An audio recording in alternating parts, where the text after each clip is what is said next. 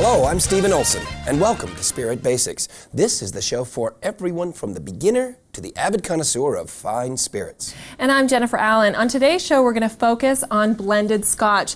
Now, last episode, we talked about single malt Scotches, but can you tell us what blended Scotch is? Well, basically, if you think about the single malts that we talked about last time, and remember that they're whiskey, coming from the Gaelic word uskebeta, which of course means water of life, think of these remote farms making their very singular beverages, and at one point realizing that by blending in these different malts together and getting the best attributes of each, making a blended whiskey with flavors from each place, we made a smoother, mellower, easier to drink whiskey for the world that was better by itself and in cocktails. So you're telling me that even though whiskey didn't start until the 12th century, that for 700 years there was only one category of Scotch? One category, but several different types of malts. And interestingly enough, when Aeneas Coffee, we talked about the coffee still, the patent still, continuous distillation making neutral grain spirit. Aeneas Coffee came to Scotland, and they embraced him because, well, in 1853, Andrew Usher convinced Scotch producers that by making this blended whiskey, they could become a more popular whiskey. And they were happy to sell it to him because, quite frankly, they couldn't sell it legally with their illegal stills at the time. So he took a base of neutral grain spirit and took a bit of each of the different malts from each of the different places, bringing in the different flavors, the elegance of the Highlands, the richness and campfire and saltiness of the islands and so forth, a little bit from each place, on this base of neutral grain spirit. Now understand that the grain spirit needs to be aged just like the malts do, put into an oak barrel and then released as blended whiskey. There's absolutely no question that from 1850 to 1900, this was the motivation behind the explosion of Scotch whiskey. In the 1890s, there was a renaissance of distillation. And by 1900, Scotch whiskey had become not only the most famous, but the most popular whiskey in the world. And to this day, it still reigns as the king of whiskeys in regards to fame and popularity, at least. Well, for more history behind blended Scotch, we turn now to our master mixologist, Dale Degroff.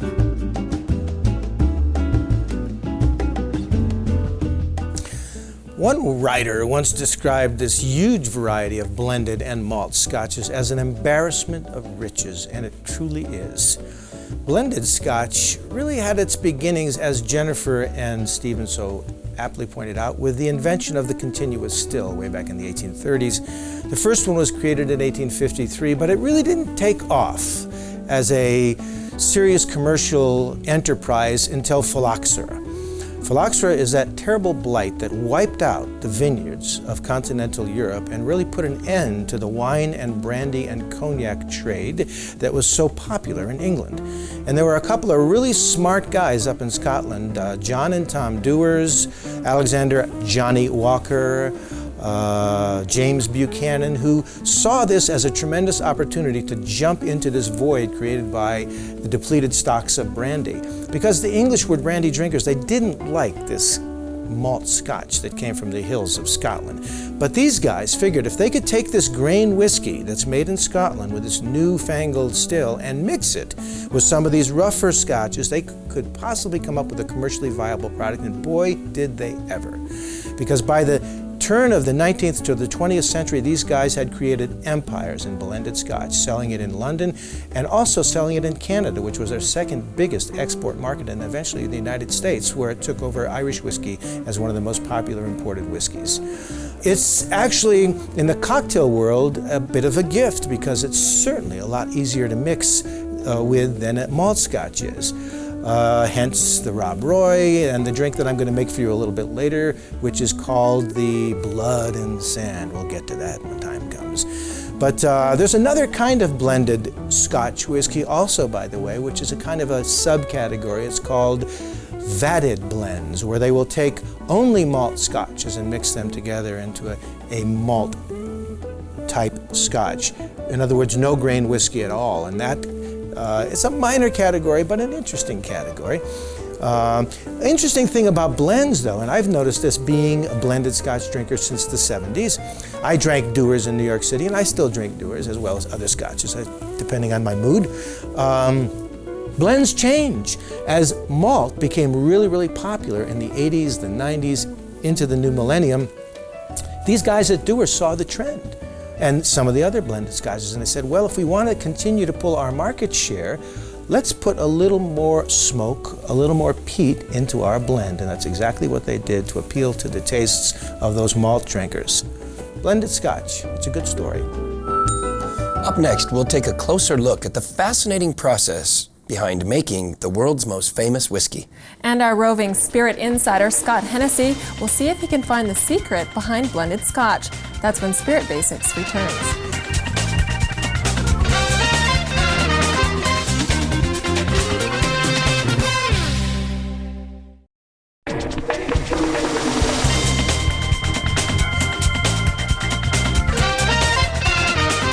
Welcome back to Spirit Basics. It's time now to talk about how blended Scotch is made. Well, we talked briefly about this process, but remember now, we have neutral grain spirit coming from a continuous distillation. Each one of the different malts that are blended into this blend come from pot distillations from different parts of Scotland.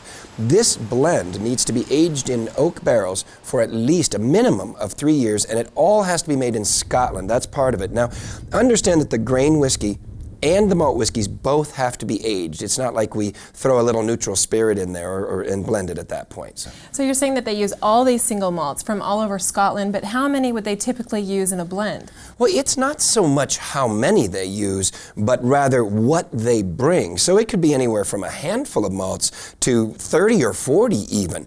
Each one of the different areas, we talked about this a little bit in our single malt episode, but you know, Islay brings its brininess, its campfire smoke, the peat qualities. The islands each bring their own finesse and elegance and these different peat and salt and smoky qualities. Don't get the wrong idea, these are beautiful things. The Highlands certainly, which is a good part of the base for all blended whiskeys, brings an elegance and the heather and the honey. The key is that these great blended whiskeys, using the different single malts, are looking for brand consistency. So they might use varying different malts. And what's fascinating today is that in addition to the 8, 10, 12-year-old whiskeys, we also have older whiskeys, and think of it like the super premium vodkas. We have another category of vatted malts and wonderful high-end blended whiskeys for sipping that are absolutely amazing. Well, for a deeper look on how blended Scotch is made, we turn now to our Spirit Guide. We have two different stills to work with here. We've got the pot still, and out of the pot still, we've gotten single malt Scotch whiskeys, double distilled in a pot still. A lot of character, a lot of flavor, a lot of aroma, a lot of intensity. Maybe a little too much for some people. Now, the other kind of still that we have at this point is the continuous still. Yes, some people call it the coffee still, named after Innis Coffee, who helped invent it, or the patent still, because he got a patent on it, or the column still, because it looks like a column. Out of that, we get neutral grain spirit. Mild, light, not so much flavor, not so much aroma, not so much intensity. You put these two together, this is how we create a blended Scotch whiskey. I take, let's say, in the classic examples, 50 or 60 or 70% neutral grain spirit. And then I blend it with often as many as a dozen different single malt Scotch whiskeys that represent about 30% or so of this blend. It doesn't have to be any particular number, but it's generally speaking about a quarter or so. And generally speaking, there's usually one single malt Scotch whiskey that each house likes to really base its style upon, but it throws some others in there as well to make greater complexity. You blend those two together, let them age. Now, dilute them down to bottle proof and sell them that way. The people who first started creating these were grocers, and those grocers' names are still famous today. Grocers like Dewar's, like Ballantyne's, and like Chivas Brothers. Well, now that we've taken a look at the history and the origins, the distillation, oak aging, and blending of these great Scotch whiskeys, it's time for an inside look. Our Spirit Insider, Scott Hennessy, visits a Johnny Walker mentorship to see what he can find out about blended Scotch. Thanks, Jennifer and Stephen. I'm here at the Mentor Program for Johnny Walker Scotch, where there's about 100 people who are about to learn all about the flavor profiles of blended Scotch whiskey. And we also got a chance to sit down with the ambassador of Johnny Walker Scotch to learn what he says about the flavors of Scotch whiskey. As you can see, Johnny Walker brings a lot of people together. You know, he's been in my life for a long time. So, Stuart, can you tell me a little bit about Johnny Walker product and the person? Well, let's go back to about 1820. Basically, John Walker started his own very, very young age. He was a merchant. He actually started dealing in different things like a grocer. pretty much what it was. He actually became a tea blender. He blended teas and that sort of idea. But then it actually started moving into scotches, and he tried the single malt scotches. They weren't working right, so he started the idea of blending a scotch and came up with an old Highland Scotch. First of all, let's start things off and ask how many people out there drink single malts. Put your hands up, single malt drinkers. How many people don't care what they drink? Blend, single malts, whatever. So why would you hold an event like the one you're having tonight? You know, what's the purpose of this? But what we do here in the Mentor program is that we break it down. There's 4 core aromas that we take a look at in the program. There's the smoky earth, there's the rich fruit, there's the fresh fruit, and the creamy vanilla. And we give samples of each one of those single malt or grain whiskeys so they can get the distinct flavor of that particular core aroma. Then what we do is then we let them have a chance to try Johnny Walker. All the scotches we try are actually in Johnny Walker, and you start getting the little bit of flavoring of the rich fruits, the fresh fruits, the smoke, the vanilla, and you'll see why it's a multi-dimensional, multi-flavored, multi-layered type of scotch. Johnny Walker Black Label is made up of scotches. So what'd you think? Did you like drinking all those different scotches, or were you just a big Johnny Walker guy? Well, I like trying all the different Johnny Walkers and learning that Johnny Walker itself, the black label, is blended from a lot of those single malts, so that was pretty educational. Did you like to be able to taste the different scotches and then go back to the Johnny Walker? Yeah, I learned a lot. I'll try some different scotches. I'll try Johnny Walker again. So you're gonna have to tell me, how difficult is it to be a Scotch ambassador? You know what? It's a lot of fun to be a Scotch ambassador. Once you have a chance to get out there and talk about your product to other people, I mean, it's a great basic ground to come down and talk to people. I talk to people that have been drinking Scotch for such a long time. I talk to people who have picked up their very first glass of Scotch. The nice thing about being the ambassador and doing the mentor program is that you have an opportunity to educate people that know Scotches and educate people that don't know Scotches. Even if you know Scotches, you'll walk out of this program saying, I didn't know that. Thanks for telling me. Well guys, that's it for the Mentor program. I had lots of fun and learned a bunch. They're setting up to do it all over again, and I'm gonna sit in to learn some more. So that's it for me. I'm Scott Hennessy, and this is Spirit Basics. That Johnny Walker program is such a great event, and anyone can go. If you really want to learn more about Scotch whiskey, it's not only educational, but it's a lot of fun. And up next, we continue our look into the world of blended Scotch, how to drink it and how to use it in some of your favorite cocktails. Don't go away.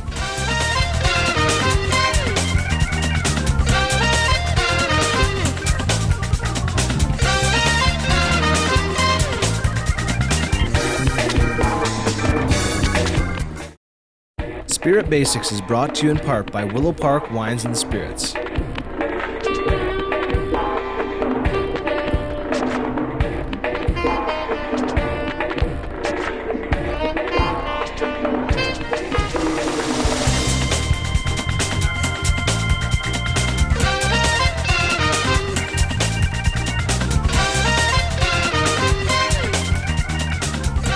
Welcome back to Spirit Basics, the show for everyone who wants to learn more about the world's great cocktails.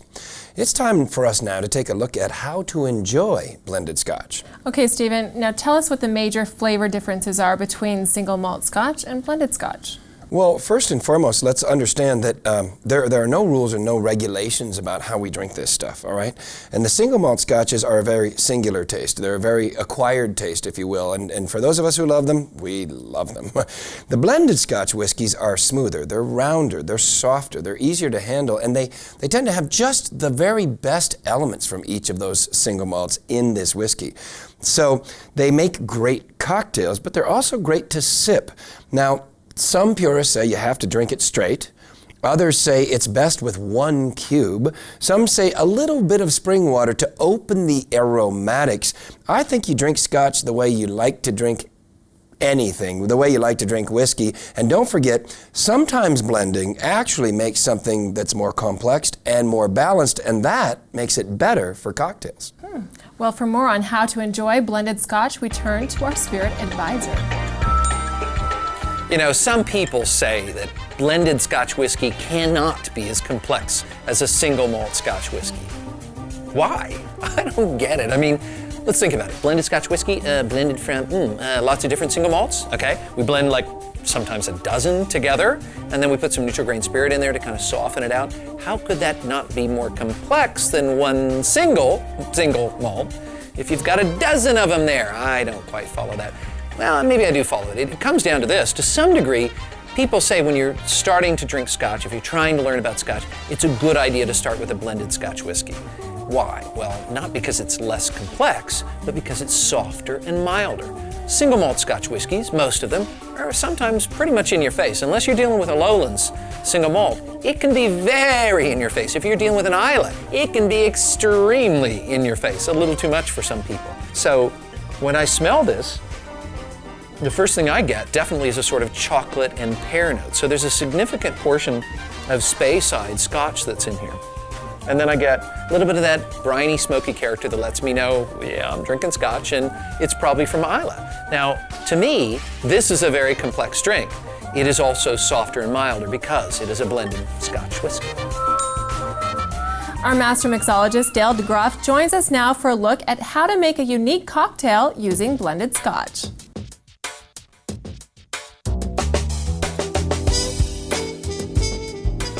The Blood and Sand. Who wouldn't want to try a cocktail called the Blood and Sand? Are you kidding? Anyway, I collect old cocktail books, and I kept seeing this recipe, but it looked awful. It was 4 very unlikely ingredients: Scotch, cherry liqueur, sweet vermouth, and then orange juice. I thought, no, this has got to be an awful mixture. But I kept seeing it. It was not in just one book. It was a lot of my old books. And finally, I got around to trying it. And that's when I vowed that I would never make a decision about a drink ever again until I actually tasted it. Because when I tasted the Blood and Sand, it was amazing. So let's put it together here, the 4 equal ingredients. Served chilled, but straight up, in a cocktail glass. Let's chill one here. The Blood and Sand was named after the bullfighting movie that Rudolph Valentino made in 1922 called Blood and Sand. And after making it, I've been to bullfights. I lived in Spain for a little while. And after making it and looking at the color of it, I said, I can see where the name came from. And if you can, by the way, use a mild to medium Scotch, blended Scotch, not a malt. Mild to medium so it's not too assertive in the drink. This is one of those drinks that, what I would call like a cordial style drink, where you're taking 3, 4, or 5 ingredients, mixing them together to create not a single flavor like a Manhattan or a martini, but a new flavor. These 4 ingredients are all coming together. Here's the orange juice. Let's stir it up a little bit. These 4 ingredients are all coming together to create a new flavor where no single ingredient should assert itself too much. That's a good, well-balanced cocktail. Of course, when you make a martini, it's going to taste like gin if it's a gin martini, but this is a different style cocktail, kind of a cordial cocktail, I like to call it. Let's shake it up and see. There we go. The magic seal. Isn't that great? 6, 4, 6, 8, 9, 10. Okay. Nicely chilled. Look at that color, huh? Blood and Sand. And I'm going to garnish this with a real wide swath of orange peel because I want to flame it, my signature garnish. Why? Because I want to pull some flavors out of there, the orange flavors, and I want to put some orange oil on top of the drink. It changes the drink dramatically and it gives me a chance to show off. I love doing that. Isn't that great? Put that right in there. And let's have a try. It really is good. 4 unusual ingredients. Steve, Jennifer, back to you. Scotch is definitely considered one of the classic spirits, and I think you can see why blended Scotch is a little more versatile for cocktails than a single malt. It's because it's more balanced. And it can be more complex. After the break, we'll find out if we can cook using blended Scotch. That's when Spirit Basics returns.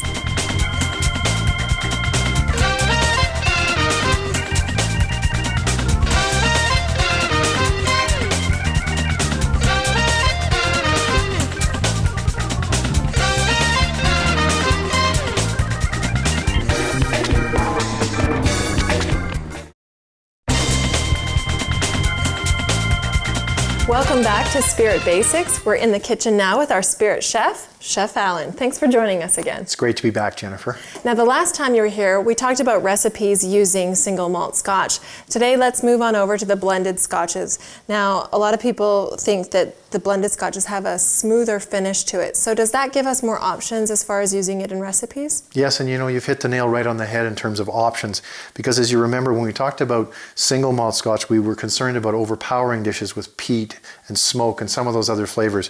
These are smoother, and in fact, this is exactly the kind of thing that you want when you're cooking with spirits. This is going to enhance flavor. It's not going to overpower things. And this kind of Scotch is wonderful to cook with as a result.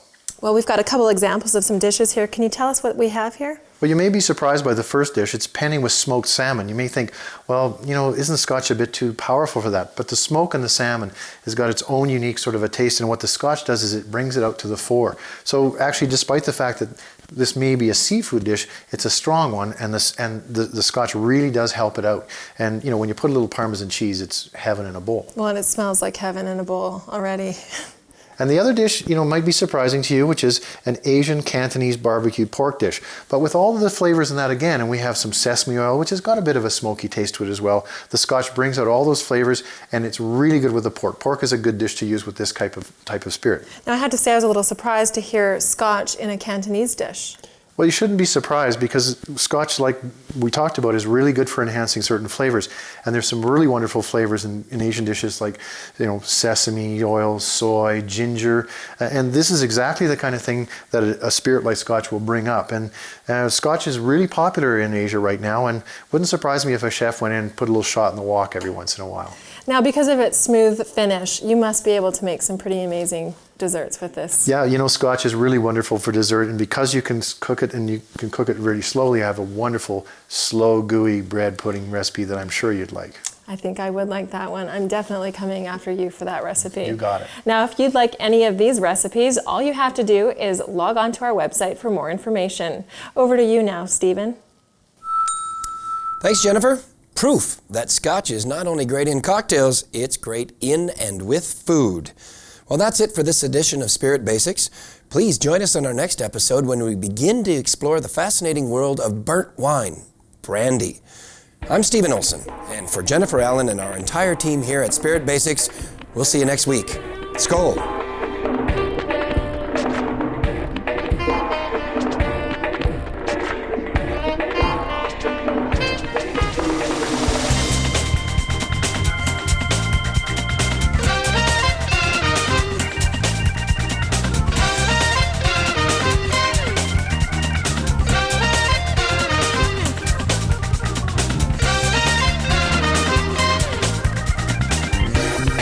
Special thanks to Willow Park Wine and Spirits, whose dedication to providing knowledge, awareness, and service to their customers has made this show possible.